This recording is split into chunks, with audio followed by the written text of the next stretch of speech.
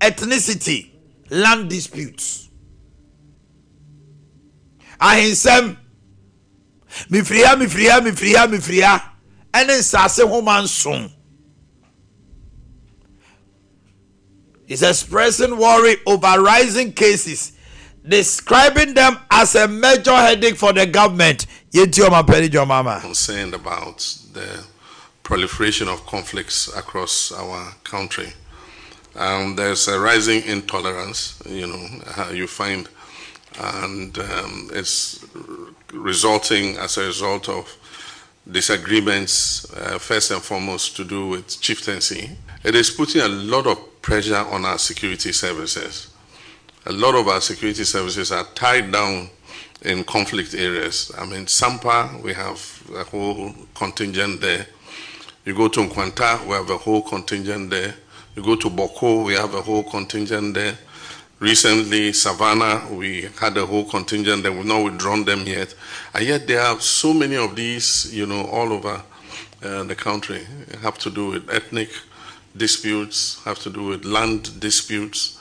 And it's become a major headache for government. And so... Okay. I don't know what kind of brofono. Omanhene Yaw mama Ade Krata koma a majority leader and chiefship. So I'm withdraw OSP repeal bill on time. Now, anybody be kasa ho. If you say a PR gimmick. If you say it is just to make the president look good. If you say that Omanhene is a father. Ochre say our tema. Na niema bi wo so o mem ho na parliament ye kra no prince obebem. President John Mahama has requested the majority leader, the chief whip, to withdraw the OSP repeal bill. We will come to it. First Deputy Minority Whip, Habib Idris Yusuf Nanwatum say, Your Excellency, the President, you don't have any jurisdiction. And the inadequate releases of Parliament, and the executive want to control Parliament. Now the President is dictating to members of Parliament. When the majority chief whip and the majority leader file or intend to file a private member's bill, the President is telling them to reduce it. Why? Their oversight, their rule as members of Parliament. Because of what? To withdraw. We have the official letter from the Presidency to the members of Parliament. But he has instructed that you should withdraw it. Yes,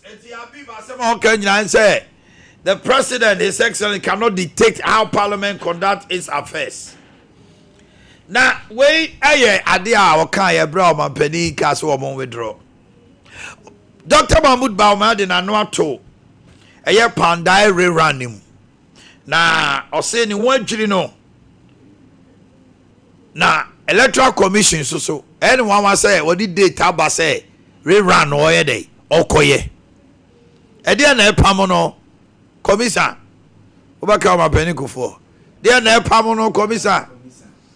Na ose just say wo hwe ne ekoso ya there's a court process involving Matthew Nindam. Now, still our electoral commission the data bar. It weakens the democratic systems. Dr. Mahmoud Baumia aspiring to be presidential candidate. In what is going on in our country. Very, very disappointed in what is going on in our country. It looks like our institutions of democracy and our tenets of democracy are being undermined. The issue of Pandai with Matthew Nindam is not a new issue in our democratic politics. You've had issues with Dana Boakye, you've had issues with question in Asin, and basically you've had the House allow the court and the legal processes to take place and be exhausted before state institutions are stampeded into acting in ways that undermine democracy. Okay, the Dr. Mahmoud Baumia and I'm in Kano. Now, the opponent and the counterpart, Kennedy Akumprekwe Japan enso dam aprobom na ono so e de atodwa say on tiase say Ghanaian businessmen any foreign counterparts GRE I say omo discriminate against the Ghanaian counterparts. Kennedy Akumprekwe Japan o say jai Ade Akye Abia GRE and Ghana officials and the Ghanaian businessmen. As if Yaki Omoyiri no Omuku. As if Ubie Juma Wagana now I am otamfu to the government. Meanwhile, they create opportunities for foreign investors and always antagonize Ghanaian businesses. I will change that because I have suffered. Okay. Osi obese sansan so no wonhuna mane wo saade nim pa. Na imani Ghana so de akoma aban say lithium royalty no. They should adopt varying royalty rates pegged at 10% minimum to maximize government profit. Yente imani Ghana charge a royalty rate of 5%. It then reduces how much the country can get, and at a royalty rate of 10%, we could be making around $80 per ton. But the company's net margin is going to be around $110.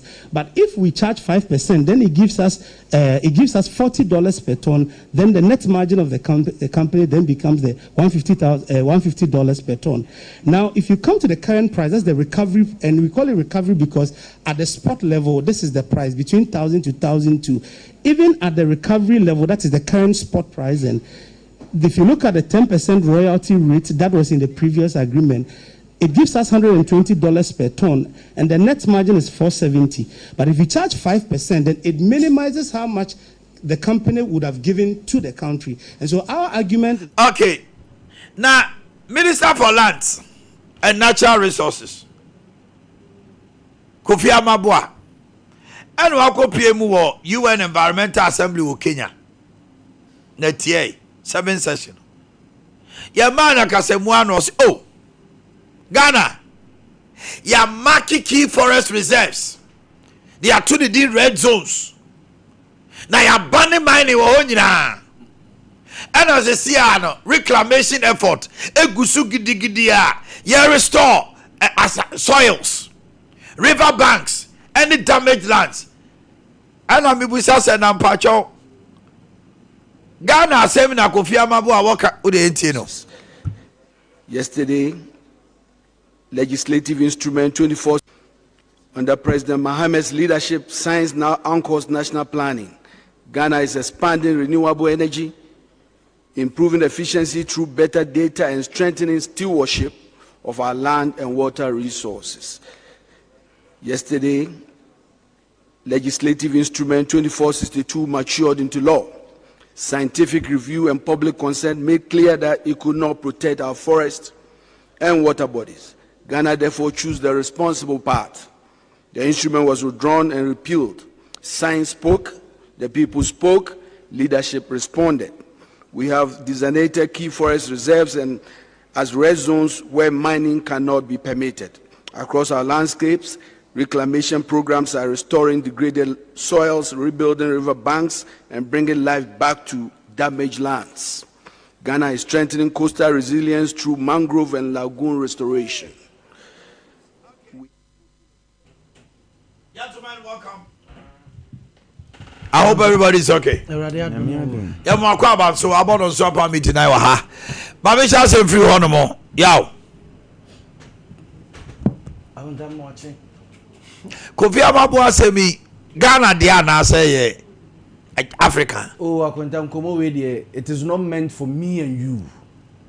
No, everybody am marking Ghana as red zones are reclamation effort and restore soils. Ewo Ghana. Ye nsi entuma gufin wa bonten wakosi ahoho.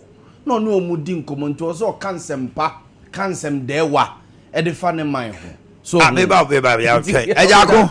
This is not what baby I see Ghana your friend of red zones ya marking. Boss na on one mukro kasa and one fan tuja. One chere baby. Like Abia. Forest be a marked and red maintain asante what be rezo ne da epona no sei the fasa de besi mamobi mamobi ono the match rezo no the oka me was fence li 2462 no amateur I just say about the mara say amashim kenan and the point is that sorry 2462 no say Ghana foreign reserves na nkasa na ye ma ho kwamre mu wura mu say fi na ko bi the better busa na say no dabe na omo take that reclamation effort to Bena it here the yenti wansam say see our soils are being restored ubetimi aduaba nemos it omo kwa brecha ko wo go die no it o si abrofo no also a casem Debina Brunia whom we are mobile. I'm not privy to information. Nemos. We are fighting. Nemos is reclaiming soil. Yes. Nemos. If you have Nemos in your National Omudin Square, they are Nemos.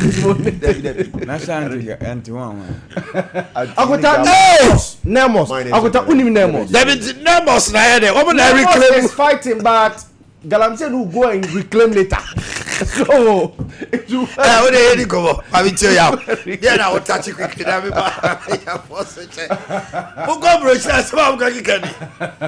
that's the animal just said. My red zone, certain forests, you know, Kasei, reclamation efforts are going on. Emma soils. Hey! Yes. Oh, okay. I some President John Dramani Mahama say Odawana. Why are you worried? Why are worried over chieftaincy, ethnicity, ethnic name. Sani ethnicity they say D in power social media.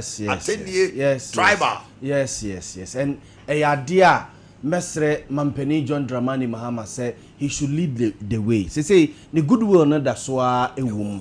Inti ebia onye bibi ya wa himfo kese ebia konta ebia ebedi Independence Day anase ebedi national event bi. Your national day and the omoye cocktail for empenimfo a omadi say 7 take say dey. Ebeti invite ya himfo ni bi.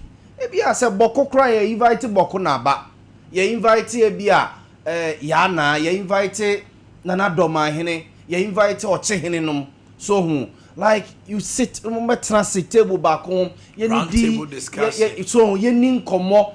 Omunkro for who say, oh, nano crap pictures by ya, or take videos in your day or mood effect. So no kwa no eka bibi ekasa edichire omo enkrofo. Akota ye po yempo.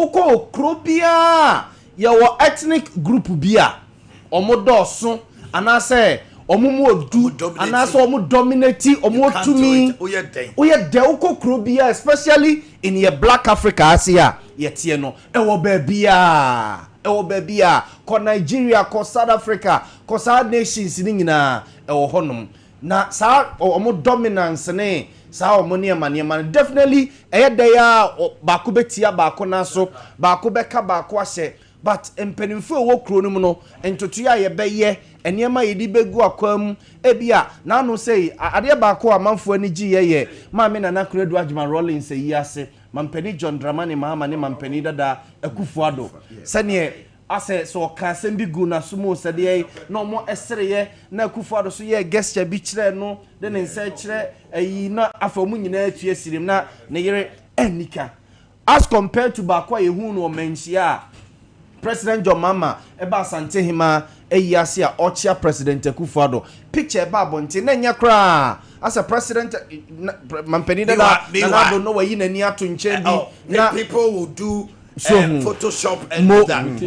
Mo Obakai say chief of staff any Brian Champon or organize quo quo business forum. President Mahama visited Akufuado in his yes. Akufuado can say she say assembly nyina me kwa na dey sheme o dey nya we me kan hwe e mo nyina sere but that picture no dey video no omo fane ma o spend time yes e bi akwento oko visit ni keke spend time obi spend time to bi a ombe num nsuo ombe didi like enema bebre ekoso enti sa enema we omo me ehunu mo eni kwanse ye ne dem etoda na omo hia o ba bi kra akwenta yense da na pictures ni bi yemfa to social media no so so ho na Omanhene ni ewura sante hene e bi a picture bo mahia o ba bi na nkomodidie mu kra no na obi atwa picture bi na yede ato abonten e bi a your friend say boko na ba ya na yiri num so ho omahia o ba bi nkomodidie na obi ntwa picture bi yemfa to social media no so one way or the other o catch omo ti social media no so o catch omo a da bia omo benefit from sa mentime ho asene eju antwina kota bi benefit pa o yes na unche ye won rantie bi ho no ma omo wo internet ntokoni jaye they are on TikTok and other things yes sene ayi doma any asante ntokoni one ma they will be irrelevant ne relevance you will be on crisis here or one akofa asem na obedi asante fatem yes ene asante shede gamanche gamanche be did 3 days e was asante hine ho hosted by asante hine on say after that that noise na jai on say omo person asante hine ko sra no e pe no gobe ya gamanche ono no KNUST yes na yiri asante ni Kumasi Key Clean Company Limited. Ne yeno menene nyiri wasafo. Ne bre nyina o Kumasi businesses nyina. Menene yiri ne nyiri wasafo. Oh, Helena. Yes. Gamancha yiri. Yes. Mini pa. Yes. One dey me kire no. Ajo. Akweta so hu. Nik no fe. Eti wu ba gra be yes ade na ba kire. Ya ware ye hu o. Ye ni bi politicians in Kamanu tum. E bi benefit. They fume. Omo de chance yo politician bi a hu se asumdwe ba ba bi a obelusu ni seat nanka any politician bi susu ho no mo a entokwa bi ba bi susu a ono su belusu ni seat enti omo mi enu nyina no obi a try se ade we obe fakwan bi aso se entokwa ni be ginam se be obe koso wa benefit no wadi ni MP na so obe koso wa benefit okay I think that's positive ajago boss, my main answer on pain. I mean, chair T4. Now, may heard the president Kai defer a chieftaincy dispute. Who do I adore so? Yeah.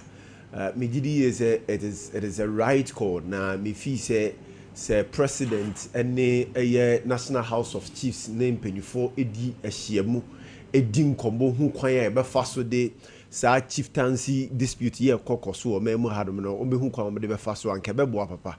Because development were various communities near district ahodo on eba form because ye wo hene wo ho a eno ne ne DC ne MP betumi adi nkomo na fei wo afa delegation na omatena ka mu akọ ebia sector minister road honom agriko ho president ankasa ho yakotena se yakodi nkomo akire eniema ewo ye kuro mu a se muma mani ko honom ebetumi aboa na create adwuma na di development nso edi aba ho se kobase de bia hensam a MP nkwantumi nye DC nkwantumi nye so okoka wait nim ensuo nim because all kwako kan say no kwako chim but se nananom eka ho a obehu se omani mo odu omani mo nyam ntino ensem no ombeka bia besisi so na ebetwe mpanifo adwen so ayeden aba omo district no so I think say it is time there was a president in the National House of Chiefs etnase no mo pekwan ombefa so atumi resolve this chieftaincy issues ekokoso wo mia hodo pi no because ne sa chieftaincy nsensemi nti ye postu nurse ni bi ye postu teacher ni bi ye postu obi e de akoba bi akoye adwuma enam se enkoma a wate de afa sa bia ye ro honum ti okokra no osuro bi okokra no twetwe ne nase no akofa echi no asesa ni post onko evise wonim se so okwa ekopegya ne ho pe ahwe ya na asem aba be ye den aba beto no nti I think say the president he it shouldn't just be say bia waka keke ne mum waka se otu anamon one National House of Chiefs mo so tena se adi nkomo na me de ebe gwanwan say nka hinsie nso de yanki nim se aja history yɛ tena se ya ne hu se wei efiri ha na beduru ha na yɛ den na se as a history ne yɛ wire fi se yɛ wire fi de ne na se yɛ culture no so ne yɛ to atwene o because sank you follow history no enim se efirifie we mu kwaku manu mu hodom side ba me ma classical example se de wo ba asantema mu efe na da ho ya kire se enne se we ni ho yenim se we ne wo ho efe we should learn from that na ntokwasem ne we ne ko na oh Charlie ye di gukuro ye di gu oman eti nananom we di anopa yi de enya se momma ye tumufuo na mmom ye pam acho se ye pempum tuo ye penkambu se enkabom wo ho na ye betumi aye anokro akwakopre ade de aye den abafie but se enkabom ni ho a ye ntumi nkopre eti we die adjubre ento mfama okay Asante me gidi say the man penny mama akan we what is triggering it the any now we are expecting Tuesday yenu ya number for statement here mpani for the better just say otiko course so hwehwe man pen say ninkuta hudi oni afanu ni na mo the report no to the presidency whatever now my aye hon hye we just just a prelude and then mental preparation for the parties involved.